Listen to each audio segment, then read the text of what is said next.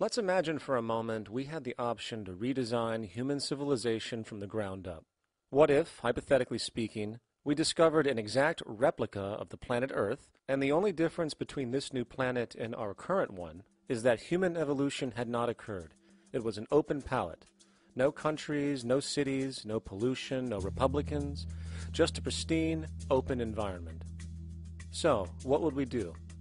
Well, first we need a goal, right? And it's safe to say that goal would be to survive.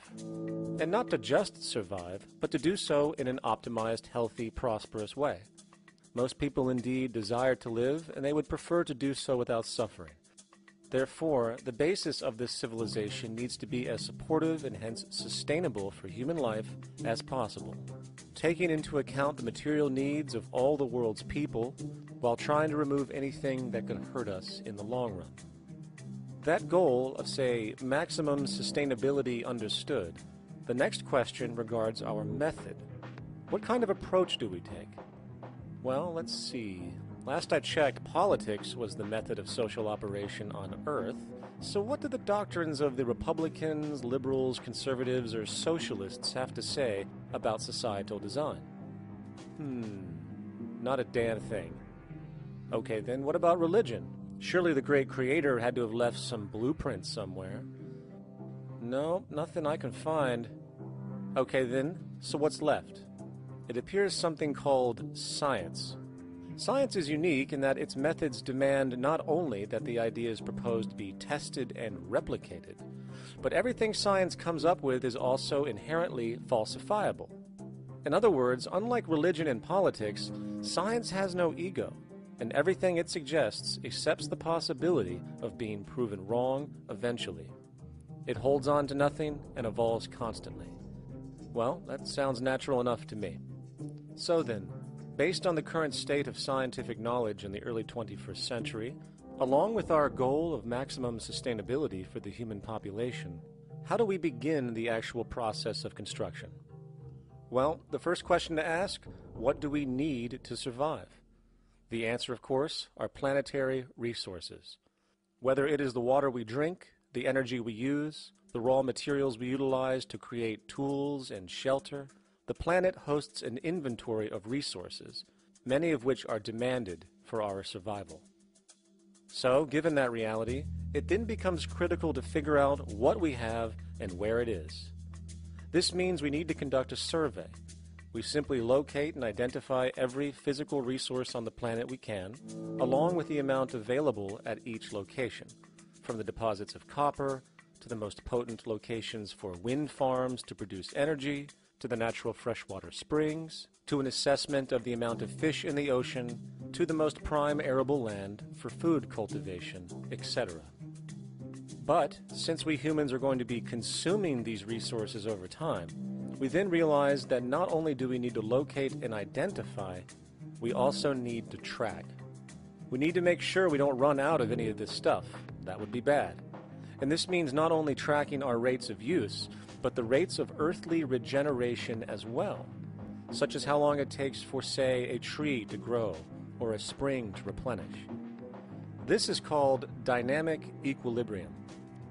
In other words, if we use up trees faster than they can be grown back, we have a serious problem, for it is unsustainable.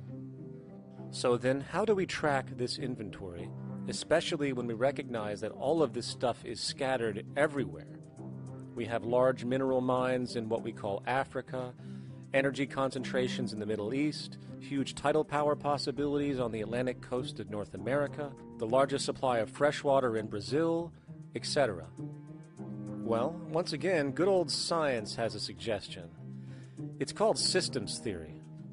Systems theory recognizes that the fabric of the natural world, from human biology to the earthly biosphere to the gravitational pull of the solar system itself, is one huge synergistically connected system, fully interlinked. Just as human cells connect to form our organs, and the organs connect to form our bodies, and since our bodies cannot live without the earthly resources of food, air, and water, we are intrinsically connected to the earth, and so on.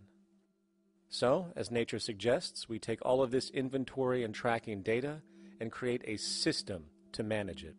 a global resource management system, in fact, to account for every relevant resource on the planet.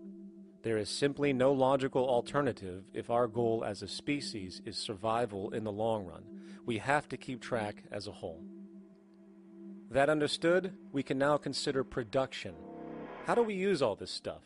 What will our process of production be, and what do we need to consider to make sure it is as optimized as possible to maximize our sustainability?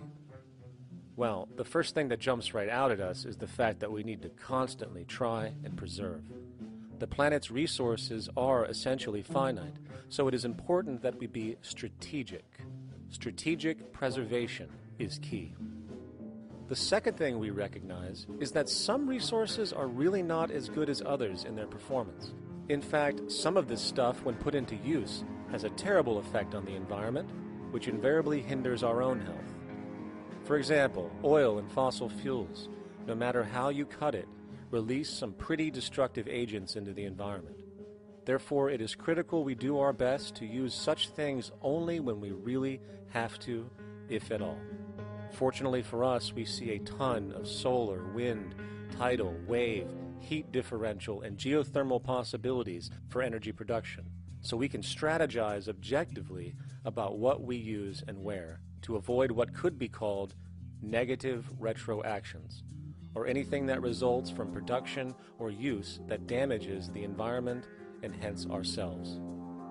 We will call this strategic safety to couple in with our strategic preservation. But production strategies do not stop there. We are going to need an efficiency strategy for the actual mechanics of production itself. And what we find is that there are roughly 3 specific protocols we must adhere to. 1. Every good we produce must be designed to last as long as possible. Naturally, the more things break down, the more resources we are going to need to replace them, and the more waste produced. 2. When things do break down or are no longer usable for whatever reason, it is critical that we harvest or recycle as much as we possibly can. So the production design must take this into account directly at the very earliest stages. 3. Quickly evolving technologies, such as electronics, which are subject to the fastest rates of technological obsolescence, would need to be designed to foreshadow and accommodate physical updates. The last thing we want to do is throw away an entire computer system just because it has only one broken part or is outdated. So we simply design the components to be easily updated, part by part, standardized and universally interchangeable, foreshadowed by the current trend of technological change. And when we realize that the mechanisms of strategic preservation, strategic safety, and strategic efficiency are purely technical considerations, devoid of any human opinion or bias, we simply program these strategies into a computer which can weigh and calculate all the relevant variables, allowing us to always arrive at the absolute best method for sustainable production based on current understandings. And while that might sound complex, all it is a glorified calculator. Not to mention, such multivariate decision-making and monitoring systems are already used across the world today for isolated purposes. It is simply a process of scaling it out. So, now we not only have our resource management system, but also a production management system, both of which are easily computer automated to maximize efficiency, preservation, and safety. The informational reality is that the human mind, or even a group of humans, cannot track what needs to be tracked. It must be done by computers, and it can be. And this brings us to the next level, distribution. What sustainability strategies make sense here? Well, since we know that the shortest distance between 2 points is a straight line, and since energy is required to power transport machines, the less transport distance, the more efficient. Producing goods in one continent and shipping them over to another only makes sense if the goods in question simply cannot be produced in the target area. Otherwise, it is nothing but wasteful. We must localize production so distribution is simple, fast, and requires the least amount of energy. We'll call this the proximity strategy. which simply means we reduce the travel of goods as much as possible, whether raw materials or finished consumer products. Of course, it might also be important to know what goods we are transporting and why, and this falls under the category of demand. And demand is simply what people need to be healthy and to have a high quality of life. The spectrum of material human needs range from core life-supporting necessities, such as food, clean water, shelter, to social and recreational goods, which allow for relaxation and personal social enjoyment, both important factors in human and social health overall. So, very simply, we take another survey. People describe their needs. Demand is assessed, and production begins based on that demand. And since the level of demand of different goods will naturally fluctuate and change around different regions, we need to create a demand distribution tracking system, so to avoid overruns and shortages. Of course, this idea is old news. It is used in every major store chain today to make sure they keep up with their inventory. Only this time we are tracking on a global scale. But, wait a minute, we really can't fully understand demand if we don't account for the actual usage of the good itself. Is it logical and sustainable for every single human to, say, have one of everything made, regardless of their usage? No, that would be simply wasteful and inefficient. If a person has a need for a good, but that need is only for, say, 45 minutes a day on average, it would be much more efficient if that good was made available to them and to others when needed. Many forget that it isn't the good that they want, it is the purpose of that good. When we realize that the good itself is only as important as its utility, we see that external restriction, or what we might call today ownership, is extremely wasteful and environmentally illogical in a fundamental economic sense. So, we need to devise a strategy called strategic access. This will be the foundation of our demand distribution tracking system, which makes sure we can meet the demand of the population's needs for access of whatever they need when they need it. And as far as physically obtaining the goods, centralized and regional access centers all make sense for the most part, placed in close proximity to the population, and a person would simply come in, take the item, use it, and when finished, return it when it is no longer needed. Sort of how a library works today. In fact, these centers could not only exist in the community in the way we see local stores today, but specialized access centers would exist in specific areas where often certain goods are utilized, saving more energy with less repeat transport. And once this demand tracking system is in order, it is tied into our production management system, and of course into our resource management system, hence creating a unified, dynamically updating, global economic management machine that simply makes sure we remain sustainable, starting with securing the integrity of our finite resources, moving to make sure we only create the best, most strategic goods possible, while distributing everything in the most intelligent and efficient way. And the unique result of this preservation-based approach, which is intuitively counter to many, is that this logical, ground-up, empirical process of preservation and efficiency, which can only define true human sustainability on this planet, would likely enable something never before seen in human history. Access abundance, not just for a percentage of the global population, but the entire civilization. This economic model, as was just generalized, this responsible systems approach to total Earth resource management and processes, designed again to do nothing less than take care of humanity as a whole in the most efficient and sustainable way, could be termed a resource-based economy. The idea was defined in the 1970s by structural engineer Jacques Fresco. He understood back then that society was on a collision course with nature and itself, unsustainable on every level. And if things didn't change, we would destroy ourselves one way or another. Are all these things you're saying, Jacques, could they be built with what we know today, or are some of these things, are you guessing based on what we know today? No. All of these things can be built with what we know today. It would take 10 years to change the surface of the earth, to rebuild the world into a second Garden of Eden. The choice lies with you. The stupidity of a nuclear arms race, the development of weapons, trying to solve your problems politically by electing this political party or that political party, that all politics is immersed in corruption. Let me say it again. Communism, socialism, fascism, the Democrats, the liberals, we want to absorb human beings. All organizations that believe in a better life for man, there are no Negro problems or Polish problems or Jewish problems or Greek problems or women's problems. They're human problems. I'm not afraid of anybody. I don't work for anyone. No one can discharge me. I have no boss. I am afraid to live in the society we live in today. Our society cannot be maintained by this type of incompetency. It was great, the free enterprise system, about 35 years ago. That was the last of its usefulness.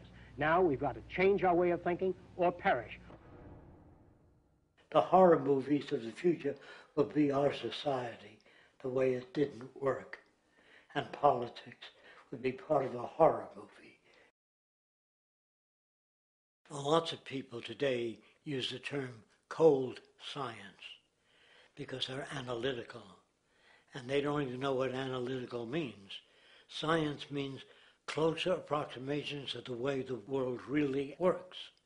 So it's telling the truth, is what it is. A scientist doesn't try to get along with people. They tell them what their findings are. They have to question all things. And if some scientist comes up with an experiment that shows certain materials have certain strength, other scientists have to be able to duplicate that experiment and come up with the same results. Even if a scientist feels that an airplane wing, due to mathematics or calculations, can hold up a given amount of weight, they still pile sandbags on it to see when it breaks. And they say, you know, my calculations are right, or they're not correct.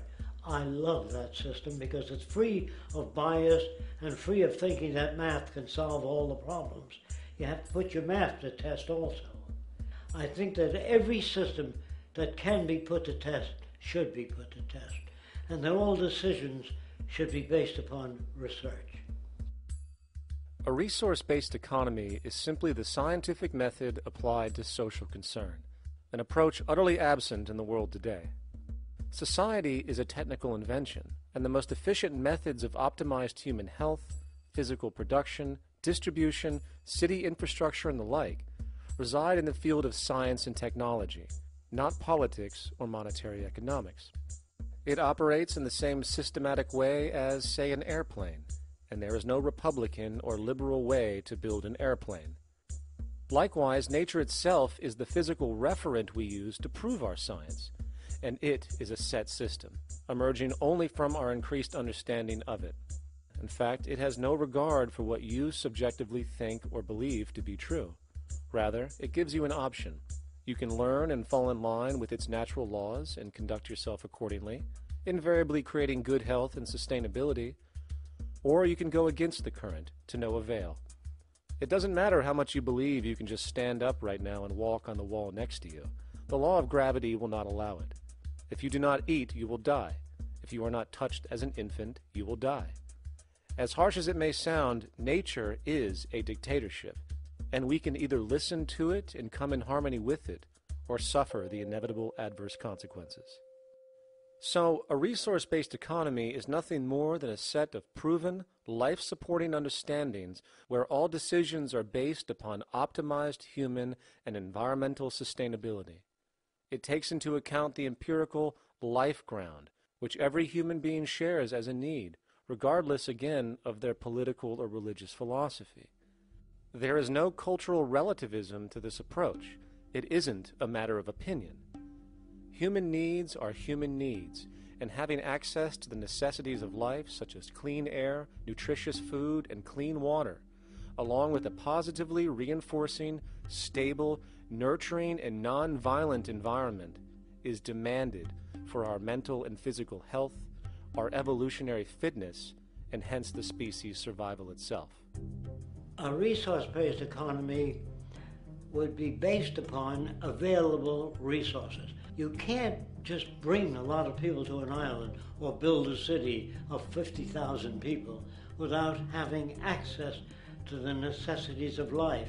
So when I use the term a comprehensive systems approach, I'm talking about doing an inventory of the area first and determining what that area can supply, not just architectural approach, not just design approach, but design must be based on all of the requirements to enhance human life.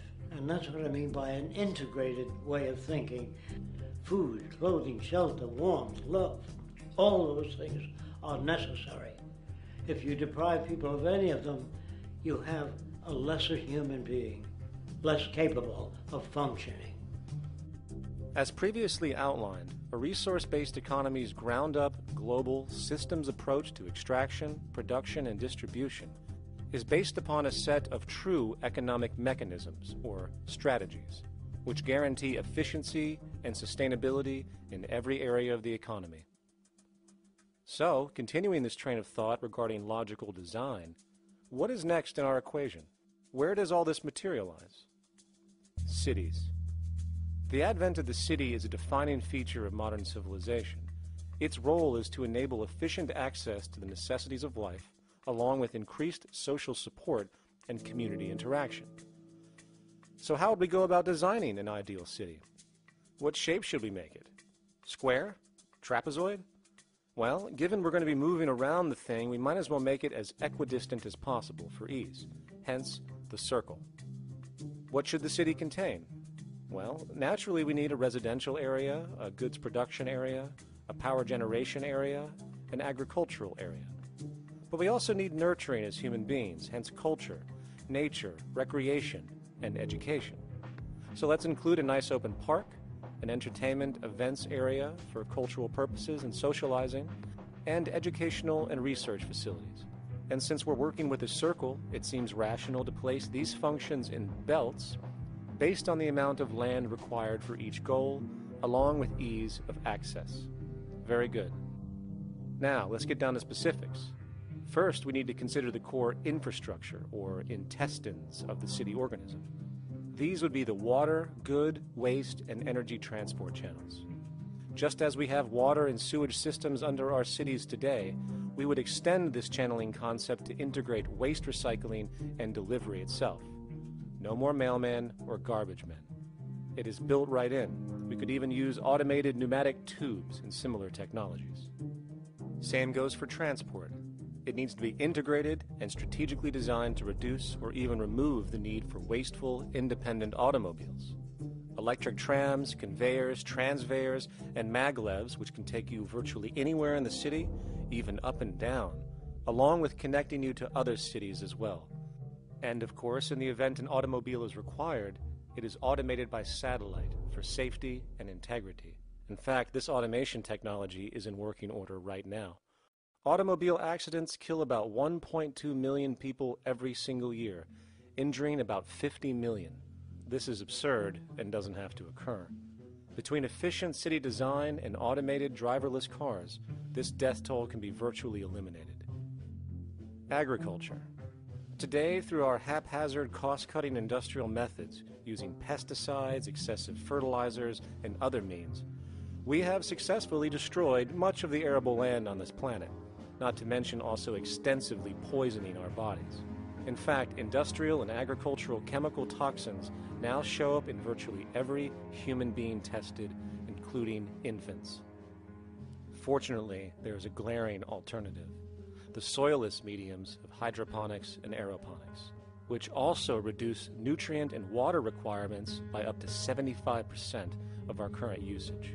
Food can now be organically grown on an industrial scale in enclosed vertical farms, such as in 50-story 1-acre plots, virtually eliminating the need for pesticides and hydrocarbons in general. This is the future of industrial food cultivation: efficient, clean, and abundant. So, such advanced systems would be, in part, what comprise our agricultural belt, producing all the food required for the entire city's population, with no need to import anything from the outside, saving time, waste, and energy. And speaking of energy, The energy belt would work in a systems approach to extract electricity from our abundant renewable mediums, specifically wind, solar, geothermal, and heat differentials, and if near water potentials, tidal and wave power. To avoid intermittency and make sure a positive net energy return occurs, these mediums would operate in an integrated system, powering each other when needed, while storing excessive energy to large supercapacitors under the ground, so nothing can go to waste.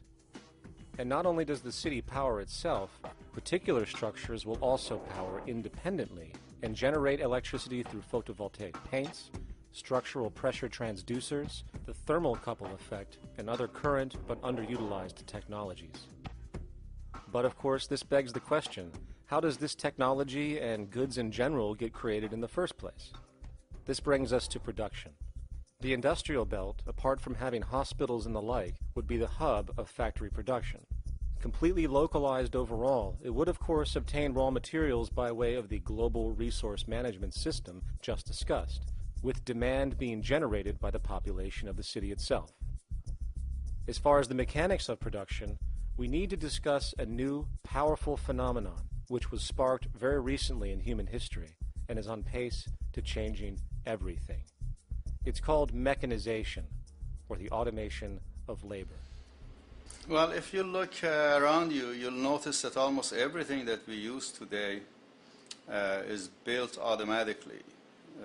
Your shoes, your clothes, your home appliances, your car, and so on, they are all built by machines in an automatic way. Can we say that the society has not been influenced by these major technological advancements? Of course not. These systems really dictate new structures and new needs, and they make a lot of other things obsolete. So we've been going up in the development and use of technology in an exponential way. So definitely automation is going to continue. You cannot stop technologies that just make sense. Labor automation through technology is at the bottom of every major social transformation in human history. From the agricultural revolution and the invention of the plow, to the industrial revolution and the invention of the powered machine, to the information age we live in now through essentially the invention of advanced electronics and computers. And with regard to advanced production methods today, mechanization is now evolving on its own, moving away from the traditional method of assembling component parts into a configuration into an advanced method of creating entire products in one single process. Like most engineers, I'm fascinated by biology because it's so full of examples of extraordinary pieces of engineering. And what biology is the study of things that copy themselves. Of course, that's good a definition of life as we've got. Again, as an engineer, I've always been intrigued by the idea of machines that would copy themselves. RetRap is a three-dimensional printer. That's to say, it's a printer that you plug into a computer, and instead of making two-dimensional sheets of paper with patterns on, it makes real, physical, three-dimensional objects. Now, there's nothing new about that. 3D printers have been around for about 30 years. Big thing about RetRap is that it prints most of its own parts. So if you've got one, you can make another one and give it to a friend, as well as being able to print lots of useful things. From the simple printing of basic household goods in your home to the printing of an entire automobile body in one swoop, advanced automated 3D printing now has the potential to transform virtually every field of production, including home construction. Contour crafting is actually a fabrication technology, the so-called 3D printing, when you directly build a 3D object from a computer model. Using contour crafting, it will be possible to build a 2,000 square foot home entirely by the machine in one day. The reason that people are interested in automating construction is that it really brings a lot of benefits. For example, construction is pretty labor intensive, and although it provides job for a sector of the society, it also has issues and complications. For example, construction is the most dangerous job that there is. It is worse than mining and agriculture. It has got the highest level of fatality almost in every country. Another issue is the waste.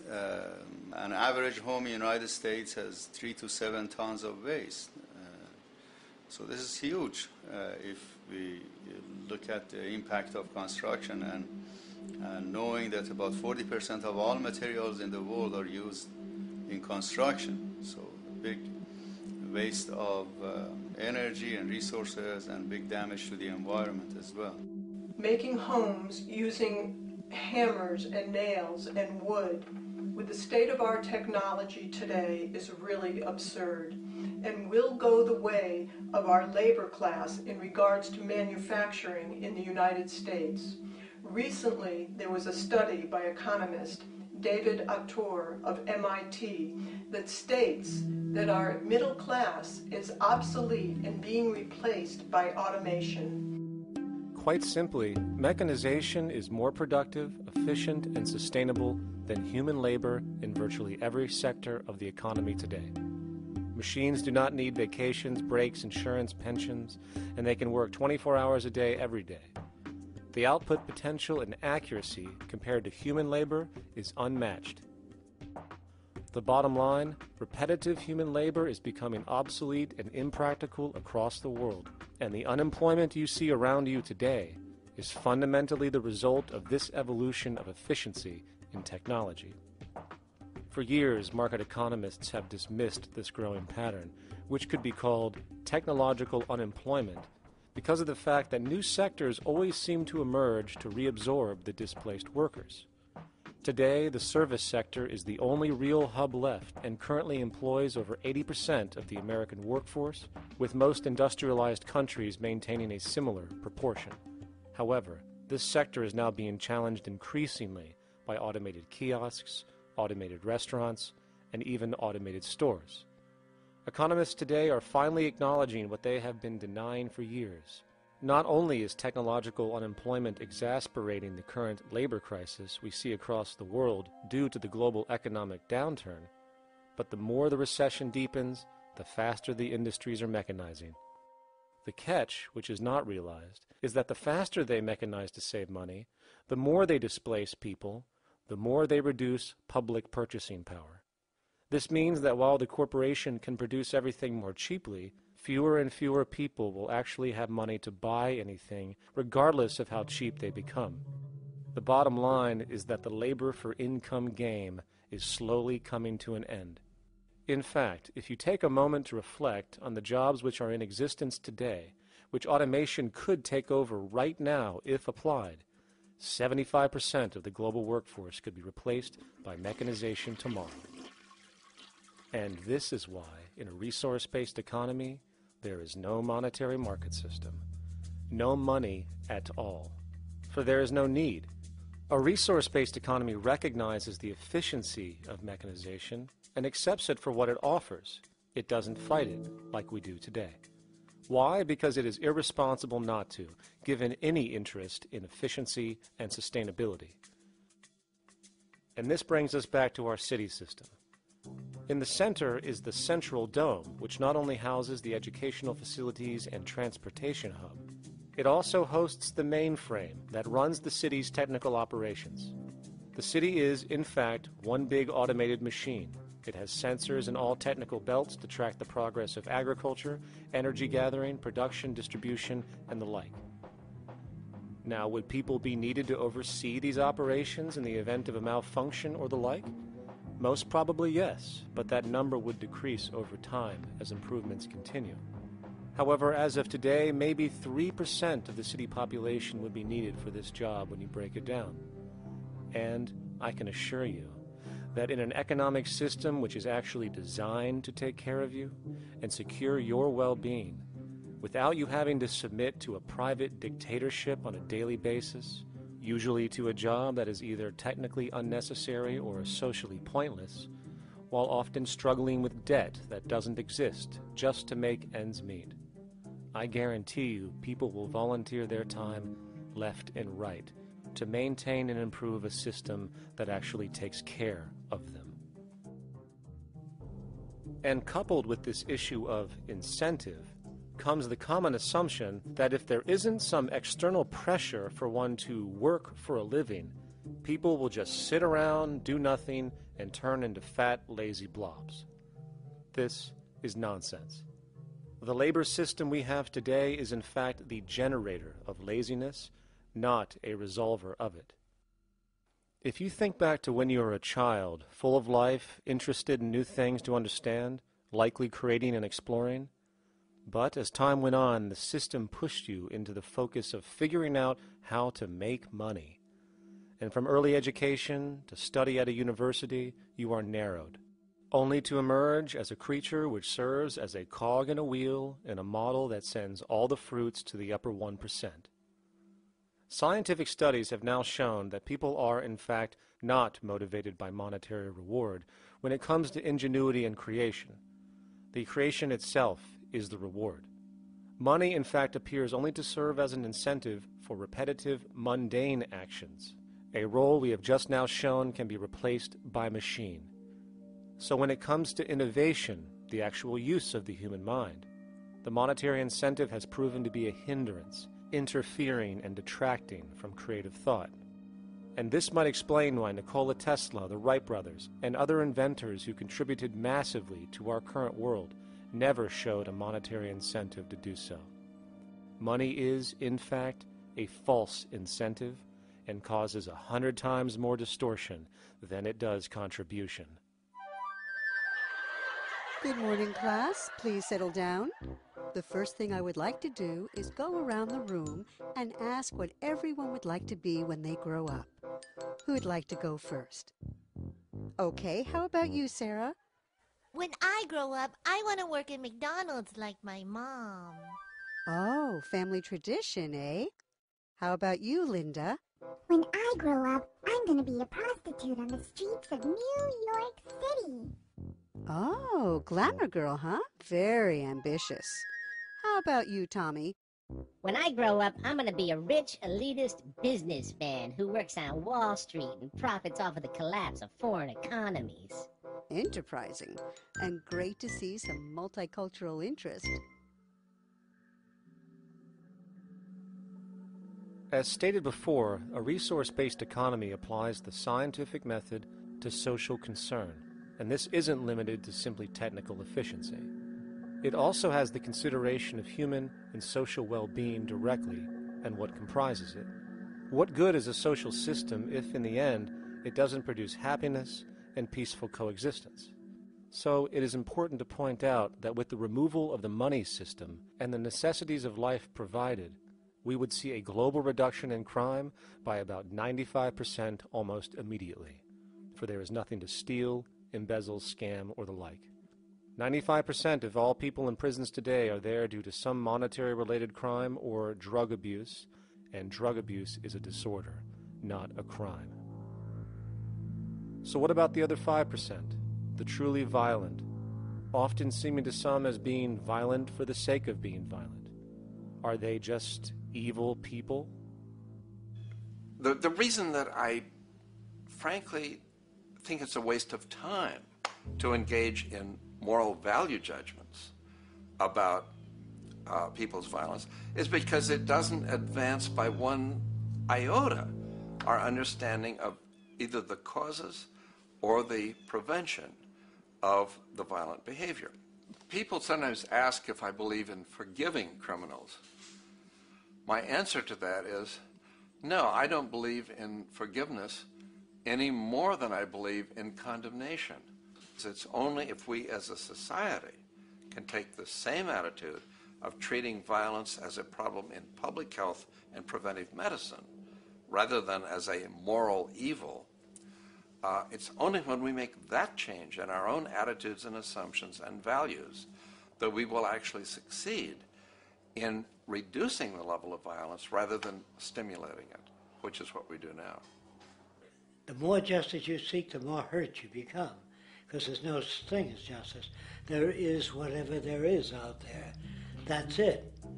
In other words, if people are conditioned to be racist and bigots, if they're brought up in an environment that advocates that, why do you blame the person for it? They're a victim of a subculture. Therefore, they have to be helped. The point is, we have to redesign the environment that produces aberrant behavior.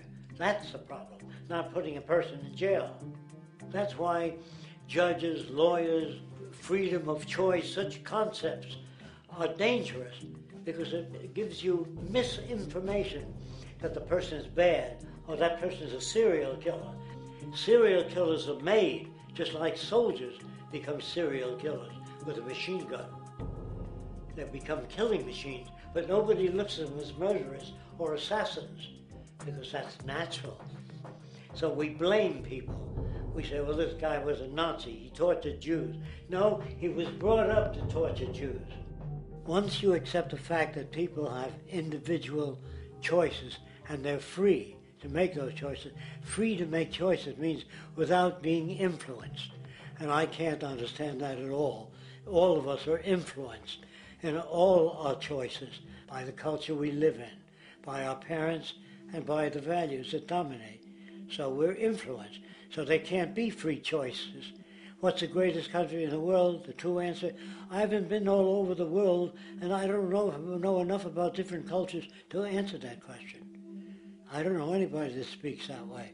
They say, it's good old USA, the greatest country in the world.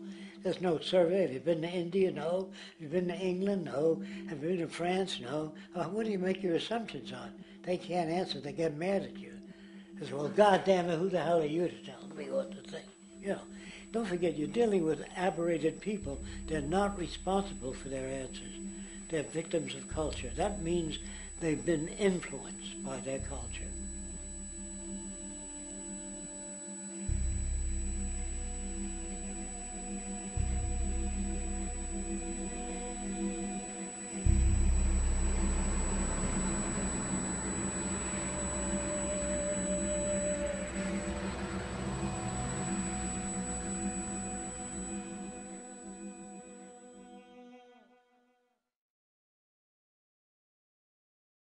When we consider a resource-based economy, there are often a number of arguments that tend to come up with regard to the efficiency. Now hold on just a minute. Yes? I know what this is. This is called Marxism, buddy. Stalin killed 800 billion people because of ideas like this. My father died in the gulag. Hold on. Communist, fascist.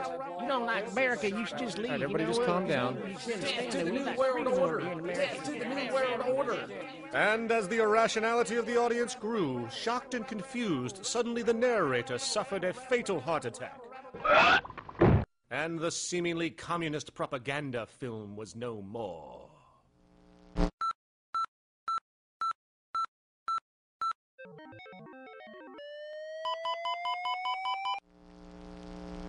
You know, I've said that sort of thing to people in think tank type of situations, and you know, these Club of Rome types and so forth. Marxist. What Marxist? Where did that come from? You know, they got this icon they hold on to as their holy grail, and it's such an easy one. You know, People ask if I'm a socialist or a communist or a capitalist, and I say I'm none of the above. And why do you think that those are the only options? All of those political constructs were created by writers who assumed that we lived on a planet of infinite resources. Not a one of those political philosophies even contemplates that there might be a shortage of anything. I believe that communism, socialism, free enterprise, fascism are part of social evolution, that you can't take a giant step from one culture to another, but they're in-between systems. Before there's any ism, we've got a life ground, and the life ground is, as I just described most easily, it's all the conditions required to take your next breath, and that involves the air you breathe, the water you get, the safety you have, the education you can access, all these things that we share and use and that no life in any culture can do without. So we've got to reset down to the life ground, and the life ground is no longer any ism. It's life value analysis. It's simply a matter of historical fact that the dominant intellectual culture of any particular society reflects the interests of the dominant group in that society. In a slave-owning society, the beliefs about human beings and human rights and so on will reflect the needs of the slave owners.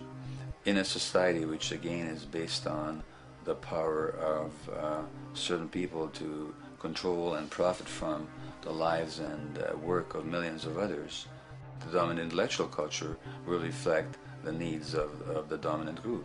And so that if you look across the board, the ideas that pervade psychology and sociology and history and political economy and political science fundamentally reflect certain elite interests.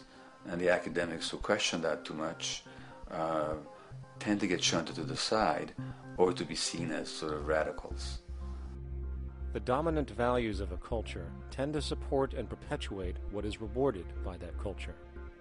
And in a society where success and status is measured by material wealth, not social contribution, it is easy to see why the state of the world is what it is today. We are dealing with a values system disorder, completely denatured, where the priority of personal and social health have become secondary to the detrimental notions of artificial wealth and limitless growth. And like a virus, this disorder now permeates every facet of government, news media, entertainment, and even academia. And built into its structure are mechanisms of protection from anything that might interfere. Disciples of the monetary market religion, the self-appointed guardians of the status quo, constantly seek out ways to avoid any form of thought which might interfere with their beliefs, the most common of which are projected dualities. If you are not a Republican, you must be a Democrat. If you are not a Christian, you might be a Satanist. And if you feel society can be greatly improved to consider perhaps, taking care of everyone, you're just a utopianist. And the most insidious of them all, if you are not for the free market, you must be against freedom itself. I'm a believer in freedom. Every time you hear the word freedom being said anywhere or government interference said anywhere, it means decoded blocking maximization of turning money into more money for private money possessors. That's it. Every other thing they'll say, oh, we need more commodities for people, oh, this is freedom against tyranny and so forth. Every time you see it, you can decode it down to that. And I think you'll find a one-to-one correlation with every time they use it. And this is the sense in which we might call it's a syntax, a governing syntax of understanding and of value, so that it governs beneath their own recognition of it. So they may not say, oh, I didn't mean that at all, but in fact, that's what they do. Just like you may speak a grammar, and you have rules of grammar you follow without recognizing what the rules are. And so what we have is what I call the ruling value syntax that underlies this. So every time they use these words, government interference, lack of freedom, or progress, or development, you can decode them all to come back to mean that. Of course, when you hear the word freedom, it tends to be in the same sentence with something called democracy. It's fascinating how people today seem to believe that they actually have a relevant influence on what their government does, forgetting that the very nature of our system offers everything for sale. The only vote that counts is the monetary vote, and it doesn't matter how much any activist yells about ethics or accountability. In a market system, every politician, every legislation, and hence every government is for sale. And even with the $20 trillion bank bailout starting in 2007, an amount of money which could have changed, say, the global energy infrastructure to fully renewable methods, instead going to a series of institutions that literally do nothing to help society, institutions that could be removed tomorrow with no recourse. The blind conditioning that politics and politicians exist for the public well-being still continues.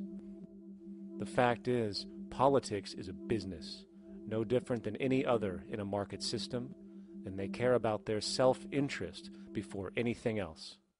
I don't really, honestly, deep down believe in political action. I think the system contracts and expands as it wants to. It accommodates these changes. I think the civil rights movement was an accommodation on the part of those who own the country. I think they see where their self-interest lies.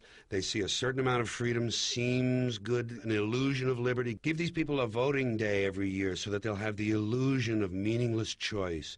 Meaningless choice that we go like slaves and say, "Oh, I voted." The limits of debate in this country are established before the debate even begins, and everyone else is marginalized or made to seem either to be communists or some sort of disloyal person, a kook, there's a word, and now it's conspiracy. Say, they've made that something that should not be even entertained for a minute, that powerful people might get together and have a plan.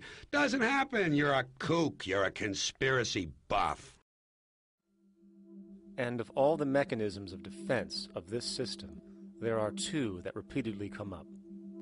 The first is this idea that the system has been the cause of the material progress we have seen on this planet. Well, no. There are basically two root causes which have created the increased so-called wealth and population growth we see today. One, the exponential advancement of production technology, hence scientific ingenuity. And two, the initial discovery of abundant hydrocarbon energy, which is currently the foundation of the entire socioeconomic system. The free market, capitalist, monetary market system, whatever you want to call it, has done nothing but ride the wave of these advents with a distorted incentive system and a haphazard, grossly unequal method of utilizing and distributing those fruits. The second defense is a belligerent social bias generated from years of propaganda, which sees any other social system as a route to so-called tyranny, with various name droppings of Stalin, Mao, Hitler, and the death tolls they generated. Well, as despotic as these men might have been, along with the societal approaches they perpetuated, when it comes to the game of death, when it comes to the systematic daily mass murder of human beings, nothing in history compares to what we have today. Famines throughout at least the last century of our history have not been caused by a lack of food. They've been caused by relative poverty. The economic resources were so inequitably distributed that the poor simply didn't have enough money with which to buy the food that would have been available if they could have afforded to pay for it. That would be an example of structural violence. Another example, in Africa and some other areas, but I'll particularly focus on Africa, tens of millions of people are dying of AIDS. Why are they dying? It's not because we don't know how to treat AIDS. We have, millions of people in the wealthy countries are getting along remarkably well because they have the medicines that will treat it. The people in Africa who are dying of AIDS are not dying because of the HIV virus. They're dying because they don't have the money with which to pay for the drugs that would keep them alive. Gandhi saw this. He said the deadliest form of violence is poverty. And that's absolutely right. Poverty kills far more people than all the wars in history, more people than all the murderers in history, more than all the suicides in history.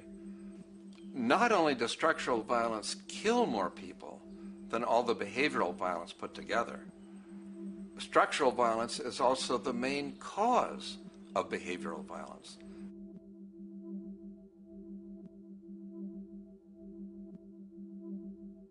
Oil is the foundation of, and it is present throughout the edifice of human civilization.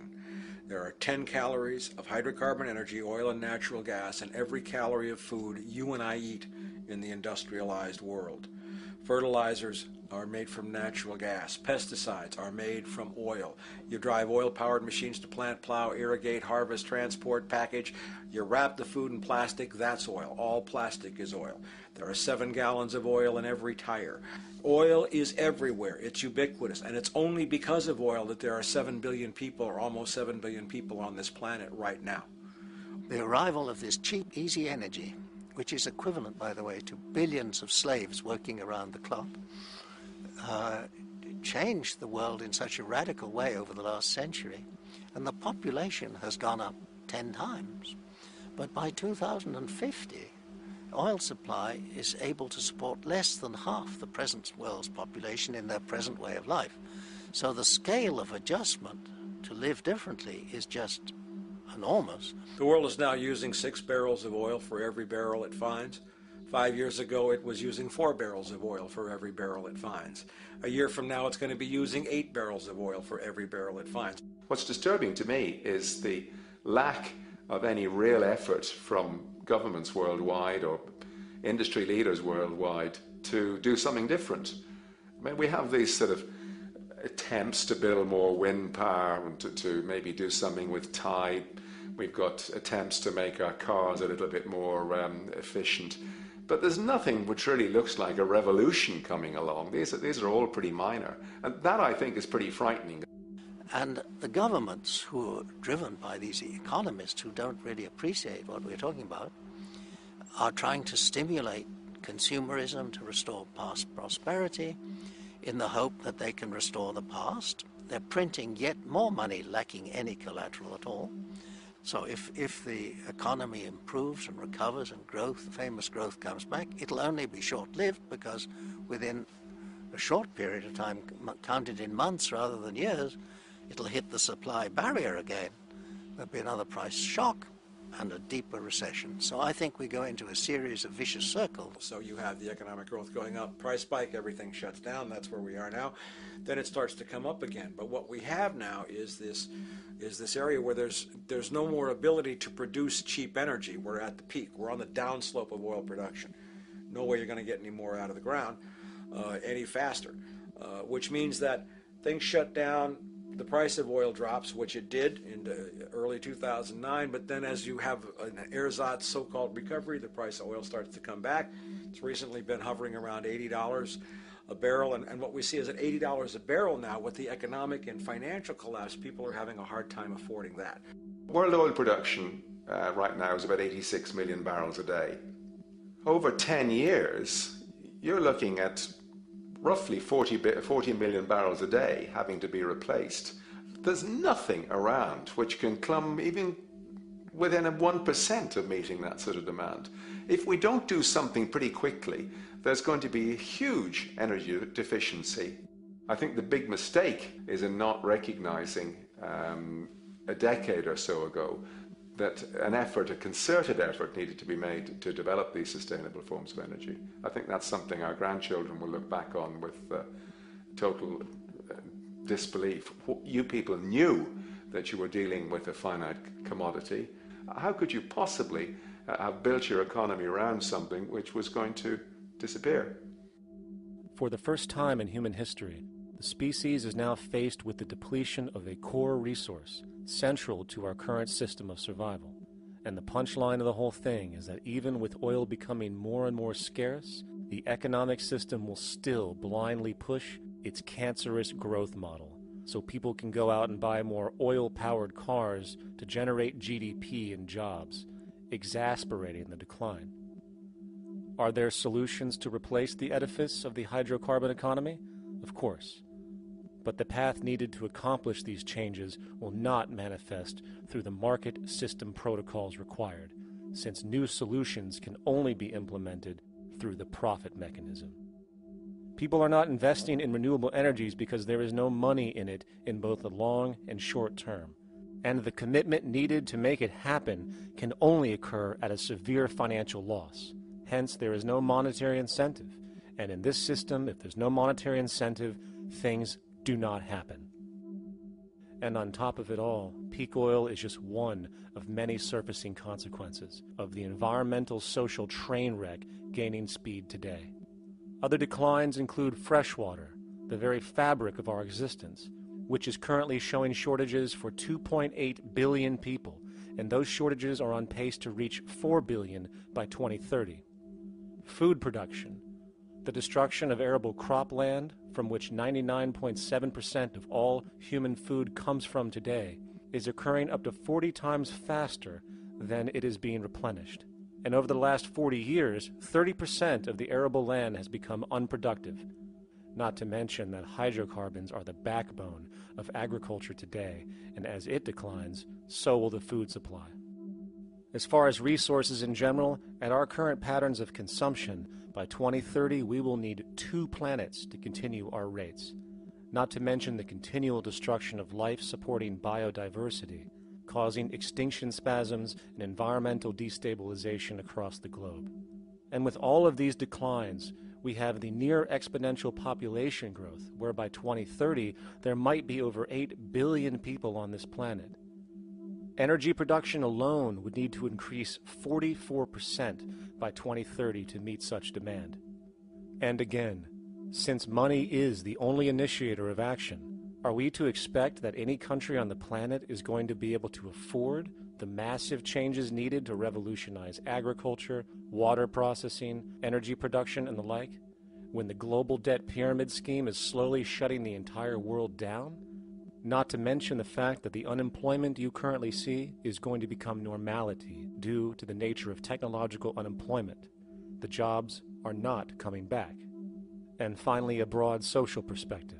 From 1970 to 2010, poverty on this planet doubled due to this system. And given our current state, do you honestly think we will see anything less than more doubling, more suffering, and more mass starvation?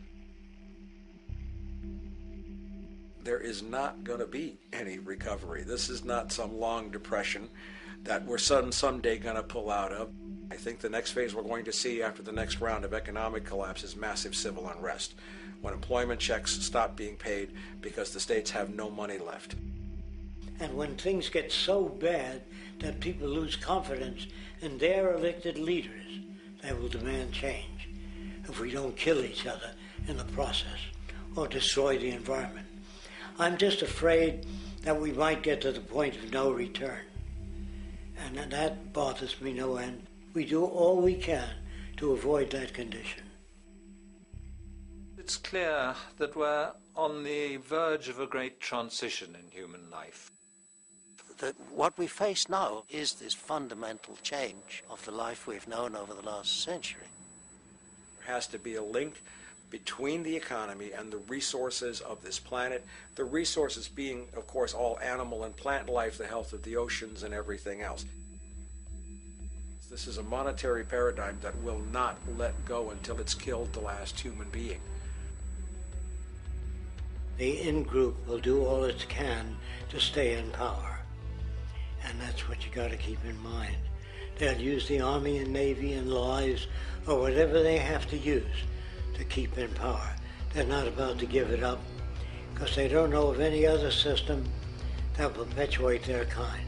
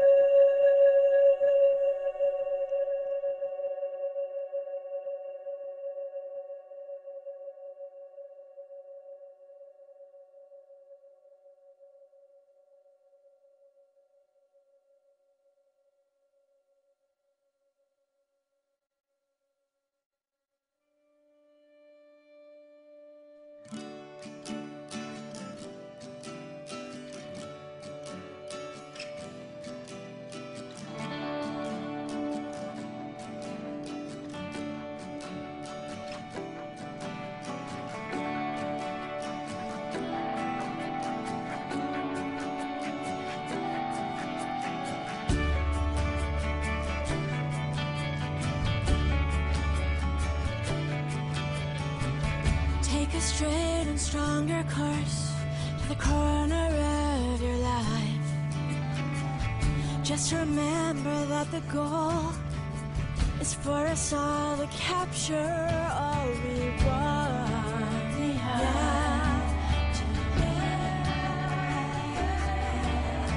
Don't surround yourself with yourself.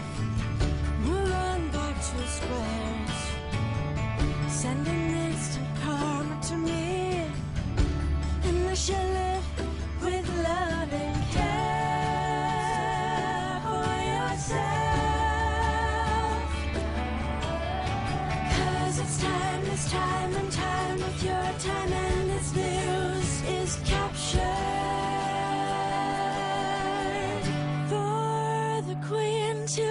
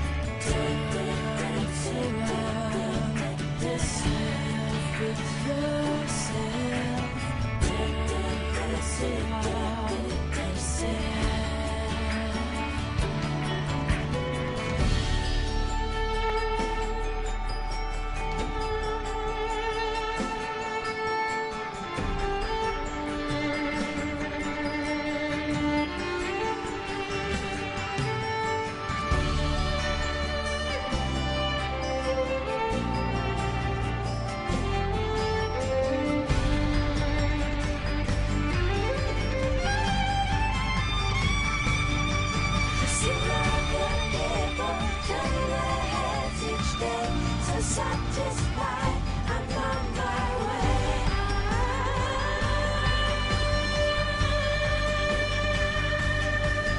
See other people turn their heads each day. So satisfied, I'm on my way.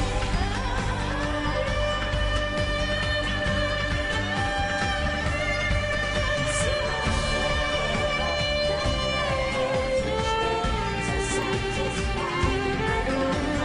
turn their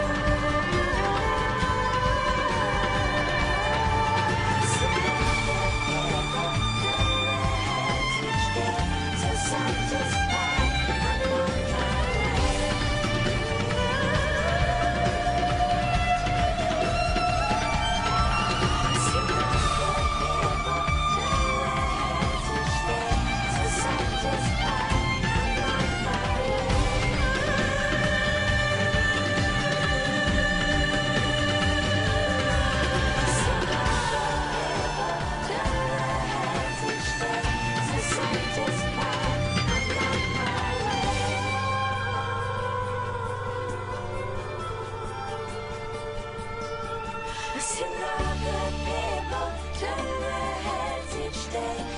Satisfied, I'm on my way.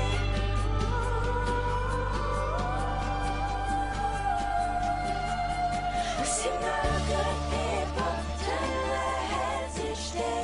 So satisfied, I'm on my way.